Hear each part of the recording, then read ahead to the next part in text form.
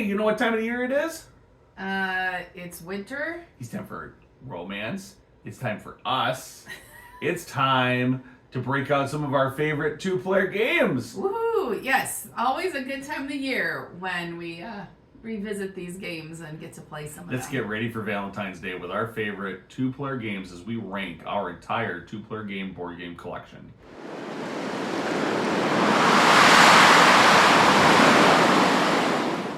Welcome to WiscoDice! Hey yo folks, I am your host, the Conesy with the most, and I am joined today by... Hey, I'm Suzanne. And today we're going to talk about our two-player board game collection. What are we specifically doing with this thing yet? We're going to rank all of the games that we own that are geared for at most two players. Yeah, so these are two-player only games. Some of them have solo modes, which is fine. We didn't rule them out. They're really designed, intended for two players. Yep. So we're going to rank them. We're going to go over them. Of course, it's... Before we get into the main show, though, what should folks do? Oh, you should definitely smash that like button and also subscribe if you haven't already. And don't forget to leave a comment below letting us know what your favorite two-player only game is. So, where are we going to start on this list? Well, we have 15 games in our collection that are dedicated two-player games. Mm-hmm. One of them is going to be an honorable mention. So Sure. we're gonna start with that one because as we were pulling these out, we realized there is one game that I keep thinking we've played, but we haven't. So it's Twilight Struggle by GMT Games. So it's a game taking place in the Cold War era. Mm-hmm. We definitely would like to play it. I don't know. We kept forgetting that we hadn't played it yet and hadn't put it on our looking for players table. So. Yeah, it got mixed in with the rest of the two-player games. So we both thought, I think we had gotten this to the table, but we haven't. So it's hard to rank a game we haven't played, but I've heard a lot of really good stuff about it. It's also kind of that historically war game. I do remember opening up the rule book once and going, wow, that's a lot of just black and white text with very few pictures and a lot of stuff with extra clarification on cards and things. Yep. So it's not necessarily the smoothest rule book read. Let's just say that, but it's a classic GMT game. It's people love this game, so I definitely look forward to getting it to the table at some point.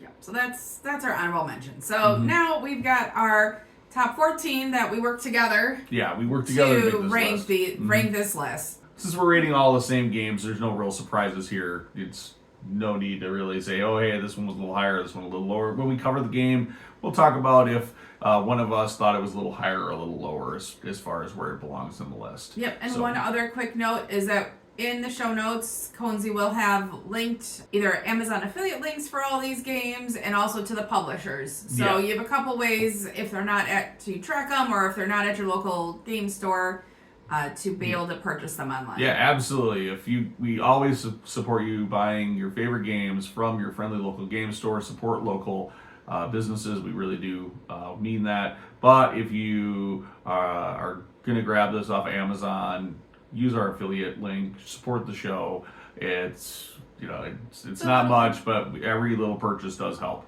All right, and with that, let's get into our first game on the actual played list. Yep. Game number 14, and that is going to be Winter Court from Rio Grande Games.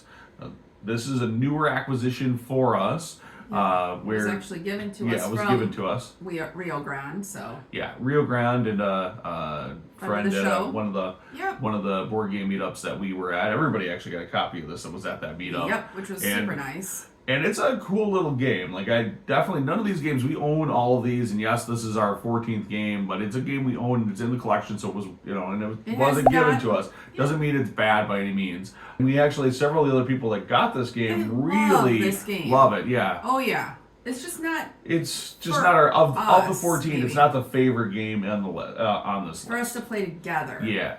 It's an interesting card drafting mechanism where you're trying to kind of manipulate and try to gain these 4 royal court cards. That if you get all 4 of the royal court cards, you win. Otherwise, after so many rounds or something like that, you get you'll tally up your points, and whoever's got the most points at the end wins. Which is and it's like this pulling and Yeah. taking mechanism a little bit like a trick taking without being trick taking. Well, you gotta have the higher one, and you gotta think about what your opponent may have in their hand. Like a lot of these games. In fact, I think Dual Powers we'll talk about later.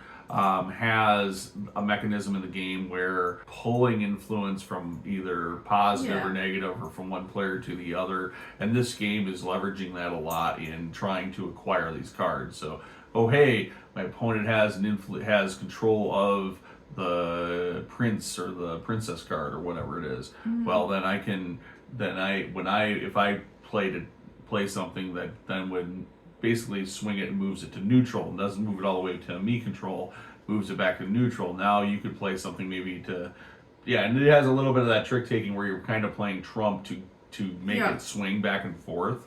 I played a 10, you now play something else that then manipulates, or maybe I played 10 is the highest card. Well, there's ways to manipulate, but anyway, it's a decent game. Yeah. It's just not a game for us right now, but it's not a game called out of our collection this year, so. Yeah. So that's number 14, Winter Court. Obviously, this would be further up on the list in the negatives if we had more games. It's kind of the way you're saying. All right. So let's talk about the next game on this list, and what is that? So this game number 13, by the way. Yeah, number 13 is It's a Wonderful Kingdom. It's published by Le Bois de Jeu, and it's a deck building game that we also have played once. I enjoyed it. I enjoyed deck builders. I just couldn't rank it higher because we hadn't played it. It's been a while too since we played it. Yeah, and for some reason we just haven't gotten back to playing it. Yeah. It was a little. I felt like my first playthrough was clunky with it. I would describe it that my first playthrough, my experience with it was a little clunky. It was and I'd heard a lot of good things about. It's a wonderful. There's like it's a wonderful world. I think. Yeah, I think there's 4-player, 5-player game of this. And this is basically the 2-player version, and so we were hoping that this would be better than our initial impression was. Of course, like any game, we don't really like to always trust our initial impressions. Like a game like Terraforming Mars, I hated after my first play. I never wanted to play, and then you played it and very much enjoyed your experience. So I was like, okay, let's pick up the game, we'll play it again, and now I really like that one. So I don't like that. We need to play again. Yeah, it's definitely on that needs to be played again. Yep. So anyway, that's number 13. It's a Wonderful Kingdom. Next up, number 12, that is going to be Undaunted Normandy. Now, this is our only game in the Undaunted series.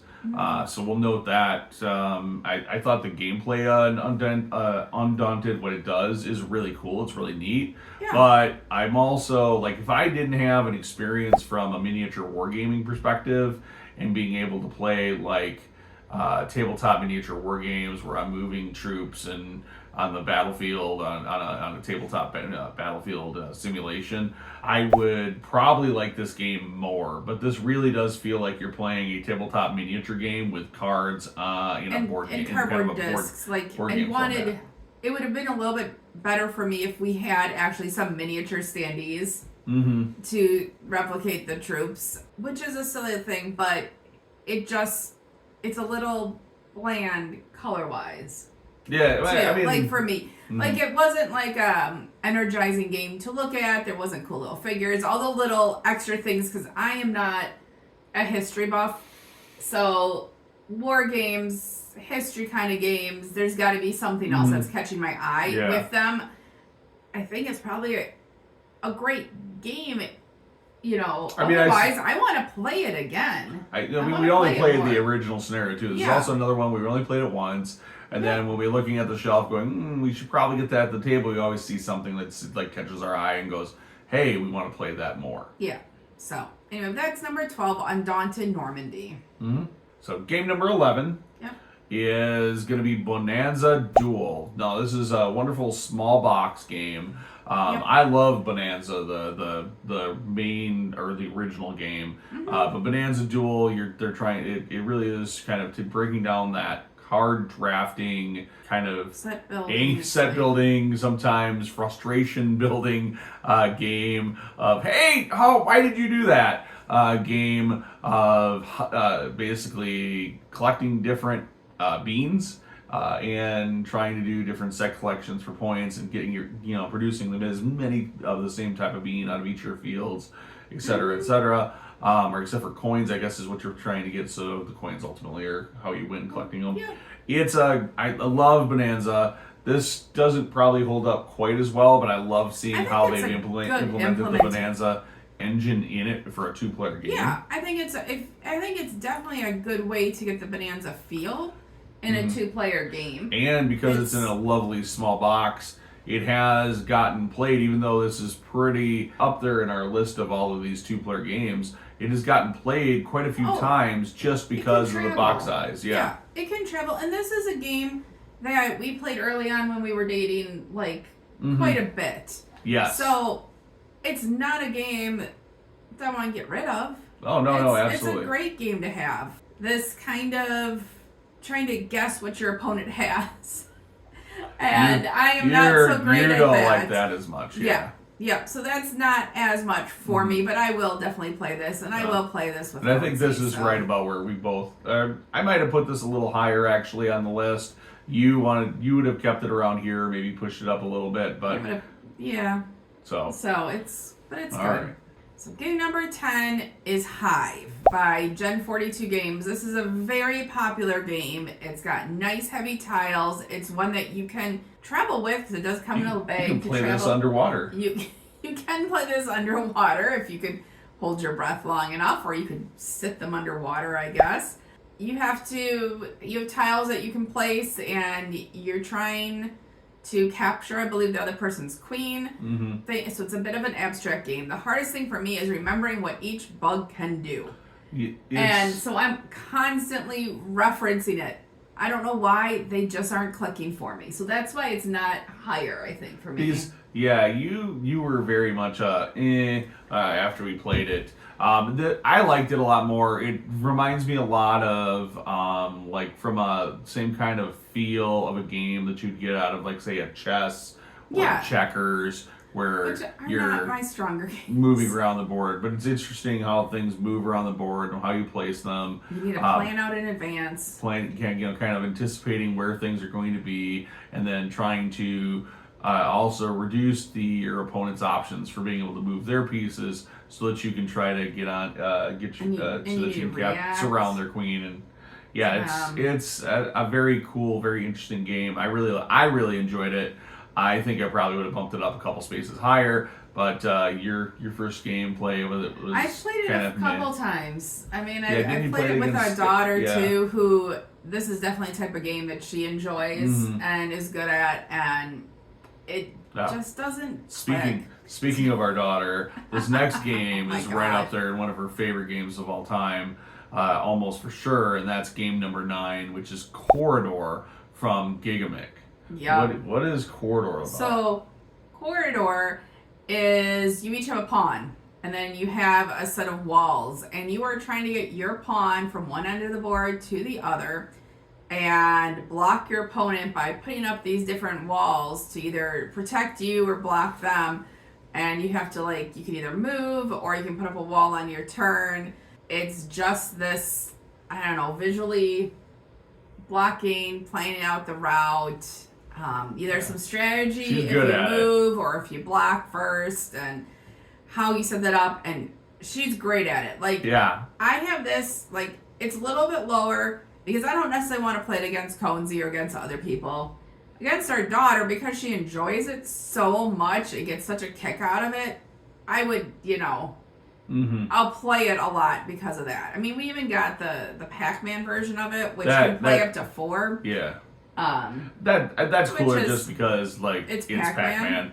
But there's something elegant about this Corridor. Yeah, I mean like a lot of the other Gigamic games, it has this. It's a very straightforward mechanics, easy to learn. You can play with anyone, darn near anyone in the family. Great family game.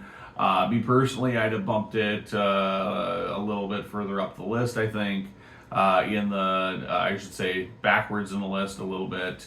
I'm not like I kind of rate this game or think of this game in my collection like a lot of other standard family games, like you have the Monopolies and checkers and chess. This one you can leave out. This is kind of a I mean, game you can just leave checkers or chess out too. I mean, it's, yes, but they're not 2 players.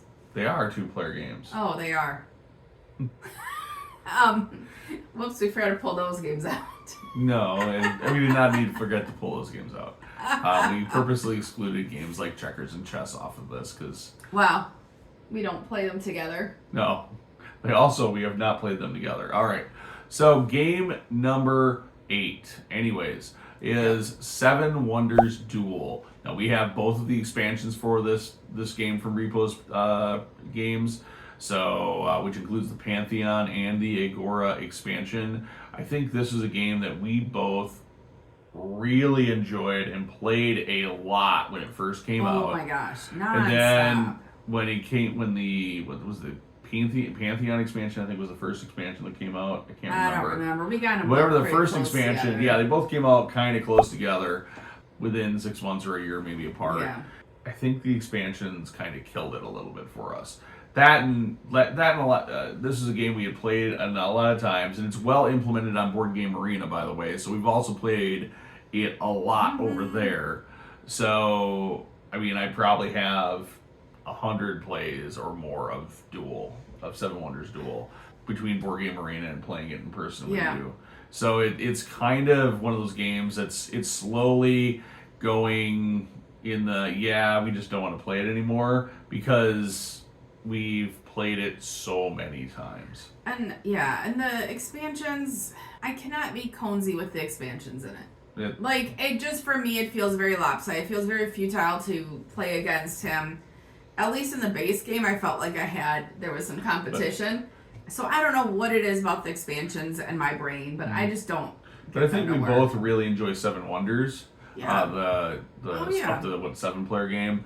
And so this does like the card drafting, pass and play. It a very nice changes that into a 2-player experience. Yeah. Like Seven Wonders, I think brute forced like a 2-player version of it in the core box. Yeah. But the card drafting, like having kind of once. emulating card drafting was so like meh. I'm sorry, a card drafter you have to have at least 3 players for. You have to. It just they don't seem to work. Like I've seen a lot of games try to fake in that 3rd player for a card drafter. It just never seems to work well. Duel, though, was a great way of now you have a mechanism to draft cards off of a tableau of cards. Sometimes you have a good idea what you're going to get. Sometimes you're like, I kind of have to reason out what it might be based on the other cards that have been taken, and I know that all these cards are going to be out there. So it's a lot of fun. We've played it a literal ton. It's probably the most played game on this list. Yes, definitely. So, but the next one though. Game number 7. Yes, game number 7 is Codenames Duet, and this is a game that we also started playing early when we were dating. Mm-hmm. And it was, I don't know, I like this game. It's got really good memories for me playing with Conesy because it gave me insight into how he thinks, and it let us get to know each other a lot, which I don't know if that's necessarily the intent of the game, but it was a nice side effect for us. We didn't win very often, that's for sure. But we're getting better. Like, it doesn't feel as hopeless the last time we played it. We should break it out again at some point soon Yeah. and see if now after all these years we do it better. We can play it better. It is definitely a challenging game, but it was a lot of fun. It definitely captured the Codenames feel in a 2-player game, and I do really enjoy Codenames. I think it's a game. Codenames is a game that it's been a little while since it's gotten to the table for us, and then certainly that means Codenames Duet. The 2-player version of it has also kind of diminished in how often, and it's probably the only game on here, and while it's Duet and it's intended for 2-player game, is the only game that in theory you could play it with more than 2 players. Yeah, but if you have other Codenames, yeah, if you have other Codenames, you're going to play that, and you're going to keep this as a 2-player. Right. Game number 6. This is Dual Powers from Thunderworks Games, where you're basically, this is a historical two-player game where players are playing different factions in the Russian Civil War, the Russian Revolution that happened right after World War One, or just as the tail end of World War One. And this game is like, the history perspective, yeah, there's a little bit of give and take, but it's also taking territory control as well, in the various regions of the city board you're trying to manipulate. I would say it's a very cool little game. I really enjoy playing it. I'm glad we've gotten it. It's now, I think it's out of print now. So it's hard to, I know there's a lot of people that were looking for it. I'm really glad we have a copy of it. We haven't played it in a while. I actually enjoy this game, even though it's focused on history. It's got great mechanisms. This is a history game I will play. That I will enjoy, I definitely enjoy playing. So. And it's definitely got, for a game that has, territory control, one of the digs against a lot of territory controls is one player can get kind of eliminated, but that doesn't happen in this. And if it does, the game's over, because it's just a two-player game versus, say, a larger territory control game where you have 3 or 4 or 5 players. A classic one for me in this kind of genre is the Game of Thrones, the board game from Fantasy Flight Games, where you could very easily feel like after turn 1, round 1 of the game, you're out of the game, and now you have to try to are you stuck participating for the next 2 or 3 hours? Well, in a 2-player game with territory control, it's done. If you felt or I felt like there was no chance for me to win, you're just like, oh hey, you won. Let's re-rack and start again. Yeah, and I don't know that I've ever felt like that with this game. I don't think I have either. So it's definitely good. Next up on the list is a game we just recently got. Oh, yes. And that is game number 5, Capernaum, so something like that, from Whitewater Castle. Apologize for messing up the name there. It is definitely the probably hardest to say name game on this, but it's also the attackiest, I think. It is an attacky game. And this game, I was wandering around Gen Con on my shopping spree, though. Well, shopping spree, yeah. It's not that bad. But I was walking around Gen Con, I think on Sunday of 2024. I wandered into this booth, and this designer had this game of Capernaum, and he explained it to me, and we talked about it, and I was like, I need this game. And I bought the game. And then, because I'm a sucker for indie games, and I bought his friend's game too. But that wasn't a 2-player game. But Capernaum you're playing these cards, and you're kind of battling it out and attacking the other half of the board, which is, there's this mechanism where you're playing on one side of the board and attacking on the other, and I don't know. There's just something about it for me that... It's still got a nice push-pull, but there's definitely if you like the, hey, got you, no, I'm going to get you back kind of games, this game has a lot of that in it too, so she really likes that. You just have to go in there knowing that it's a game, and you're having fun. And I'm going to play it because it's a game. But it's... I don't know. I mean, if anyone else has played this game, I'd love to hear what your thoughts are on it, and if you enjoy the attacking mechanism with with one other opponent. Anyway, so number 5 is Capernaum by Whitewater Castle. All right. Now we're on to number 4. This is a classic game that's been re-implemented in a 2-player experience, just like several of these other games on this list. This is Agricola from All Creatures Big and Small from Lookout Games. So Agricola is one of my favorite all-time games, or Agricola, however you want to pronounce it, it's fine. I'm sure you'll let me know that I pronounce it wrong in the comments below. But hey, this one it does such a good job of re-implementing the Agricola engine of having to place your workers to get resources to then turn those into improvements on your farm. And unlike Agricola, you aren't has hard pressed to deal with feeding your family. Like, it's easier to do. Yeah, that's never been an issue for me with this game. And I enjoy this one a little bit more, but probably because I have played this one a lot more than the parent game of it. And I can kind of keep track of what my opponent is doing and where they might be needing to go. So I can get those spaces that I need. And it's, you can have your animals multiply, and there's, I don't know, it's just a nice, it's kind of a relaxing game to play with your significant other. It's a pretty, but and it's just you're just placing your worker, get the resources, place the worker, do the thing, whatever. Simple, straightforward worker placement game, classic, great, it recaptures like the experience. Game. Feels like a full game. Yeah. Classic, like a very nice classic Euro experience in a 2-player box. Yep. So. And doesn't take nearly as long to set up as the parent game does. What is game number 3? Number 3 is Patchwork. So Patchwork is published by Lookout Games. And there's several different versions of it out there, which are basically the same. Like there's a Halloween version, there's an America version, a Christmas version. We have the classic version, yeah. We just have the classic version. I haven't seen the need to get multiple versions of the same game. If I was going to be giving it as a gift for someone, then maybe I'd, pick something different. But this game, it's tile lane. You're going around this circle, and you're picking from a range of tiles, and you're putting it on your board, and you're trying to fill your quilt up with all these little patches. And every now and then if you're lucky, you may get a single patch to fill in those pesky little single squares, get some money to buy buttons, buttons are the currency in this game. And yeah.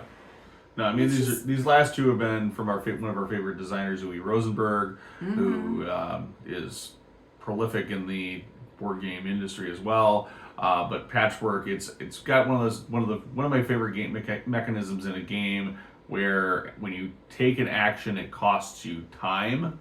Yep. And whoever has the most time gets to take their action next. Yes. So sometimes you can manipulate it where you can get 2 or 3 actions before your opponent does. So that could be a lot. I really like that mechanism. It's well implemented in this. It's implemented in a number of other games. So I like that. It makes me want to play Patchwork more. Again, another one that actually last year we didn't play any 2-player only games other than Capernaum last year. We had a lot of other things. We played Targi last year, and we played Targi quite a bit, which is leading into our game number 2 is Targi from Cosmos. Last two we played quite a bit last year, actually. So what is Targi? So Targi is a game that's been out for quite a while, and you create a tableau of 14 cards. And the outer ring is where you're kind of moving around and you're placing your pawns. And then you are taking cards or actions based on where you've placed your pawns. So, and you're trying to just kind of complete different sets or ultimately score the most points. Yeah. It's a quick little setup, and to play it through, but there's a lot of game to it. There's so many different rounds. Yes, you're putting out 3 pawns. Like if this was a 4-player game, it would take forever because it would slow down with the amount of rounds you have. But there's a large number of rounds, lets you really feel like you have a full game experience as a 2-player. So it actually takes. It's not like it takes 2 or 3 hours. It takes you're playing it for depending on how much analysis paralysis, but about 30 minutes to an hour, somewhere in there. A nice 45-minute sweet spot for us, which means you feel like you have a great game experience. I really like Targi. Definitely right up there in my top 3 here as far as this rankings. Yeah, I'm surprised how often Conesy picks it to come out and play. Like any of these top 4 for me could easily have been my number 1 on this list. Yeah, this would not have been my number 1, which is why it's not our joint number 1. I enjoy it. Sometimes it's hard for me to plan. How do I block? Do I block him or do I take what I need? Which I love that about this game. I do. All right, Yes. what's our number one? What's our number one favorite game? I mean, if you've been watching the video and you've been going through okay, what games can I see in the picture? You should already know what this game is. But for everybody that hasn't been paying attention, what game is our number one game that we own out of our two-player All right. games? Number one is Beer and Bread by Capstone Games. And this is a game where you are making beer or you're making bread. Or both. Or both. And there's seasons. In fact, you need to do both. You have to do both because your score, you have to have a balance between the two. Your score is whatever you made the least of. Yep. And you need to do actions that will help your opponent because you also need them to do actions that will help you. And so there's this like this interesting power dynamic. Mm-hmm. It's also, of all the games, this one feels like the most complete game to me. Like, I feel like I've really accomplished something. Like, the other ones are all complete games, yes. Mm-hmm. But this is the one that feels like it's just got the most that I am creating and completing, and, you know, it's not missing anything. I would say this is the game that feels, to me, out of these top four, like I really like all these top four. I easily could put any one of these as my number one. On any given day, I'd much rather play any one of these than any of the others. But for Beer and Bread, I think this is the one that makes me go, I wish I had more turns. I wish I had more time. I wish I had more of everything in this game when I'm playing it. And that is, like, when you're playing a great Euro style game, a great like worker placement type game, or which this is, you always like really by the end of the game, even if you're winning, you're always like, I just need another turn. Like, my engine is going to do all of the things I needed to do next turn. And this game captures that in a board game very well. So the engine building, a little bit of a kind of a card drafting mechanism, resource management. It's kind of got a little bit of all these things. Leveraging the cards for multi-use. Yeah. It's got quick setup. Every quick setup, tear down. Almost all of these games, as far as two-player games, one of our favorite things about them is the fact that they're easy setup, easy teardown. There are so many. We did our video on best two-player board games that also play for more than two players out of the box. Mm-hmm. And we enjoy a lot of those as well. Like, we love playing games like Distill together with just the two of us. But the setup is a significant effort. Where any of these two-player games are very quick to table, get to the table, play, and have a good time, have a few laughs, and then play another game. Right. Yep. So those are our top 14, because those are, 15 games that we have. 15 games we own that are intended for a two-player audience. So, yep. And I say that they're in our top because we do a yearly cull. And these are the ones that have not. None of these have been culled, and these have stayed in there. And we've culled other two-player games, so therefore they are they're in the top there. They got some staying power. All right. Well, let us know what two-player games you love playing that are two-player only in the comments below, so that other people can find additional two-player games. So we can find additional two-player. Also, games if you are looking to buy any of these games, buy them from your friendly local game store first, but if you can't find them from your friendly local game store, look for more information in the description below, including links to our Amazon affiliate links that will help us support the show. Until next time, thanks so much for watching. Peace out. Hey there, it's Conesy. Thank you so much for watching. We put out videos weekly here at WiscoDice. Check out our channel for more great videos, and don't forget to subscribe. We also have more great content on our website at WiscoDice.com. Of course, we do this all for you, the viewers. So please like the video if you enjoyed it, and thanks for watching.